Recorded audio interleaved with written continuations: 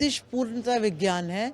हम यदि देखें तो आकाश मंडल में सभी तरह की 27 नक्षत्रों की और ये राशियों की सभी कुछ हमारे ऋषियों ने आकाश मंडल में ही पाया और उसी से ही हमारे ऋषियों ने गणना करते हुए ज्योतिष का पृथ्वी पर निर्माण हुआ और हम उसके अनुसार हम आगे बढ़ते गए और उनके द्वारा लिखे गए ग्रंथों को हमने अध्ययन किया।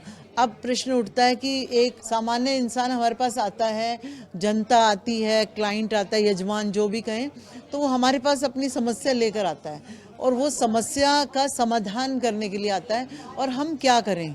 सबसे पहली बात है ना, एक आम आदमी पूरा विश्वास लेकर आता है। ज्योतिष को एक देवज्ञ कहा गया है, देवज्ञ यानी देवताओं के समान। यदि एक इंसान इतनी सारी श्रद्धा और वो लेके आता है और हम उसकी समस्या का समाधान ना कर सकें तो वो हम में कमी है।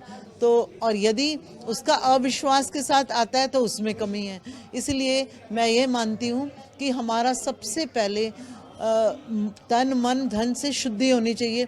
यदि एक ज्योतिषी इस तरह से शुद्ध है तो उसकी दिया गया उसकी की गई गणना बिल्कुल सही होगी और साथ में उसके दिए गए उपाय है ना, किसी तरह की भी उसकी समस्या का समाधान बिल्कुल ठीक होगा।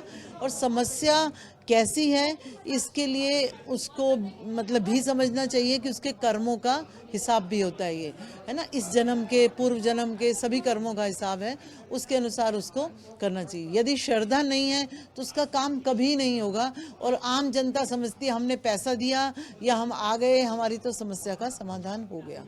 इसलिए हमें सबसे पहले ज्योतिषी को, फिर सामने वाले क्लाइंट को, यजमान को, जो भी हैं उसको मन की शुद्धि, तन की शुद्धि, धन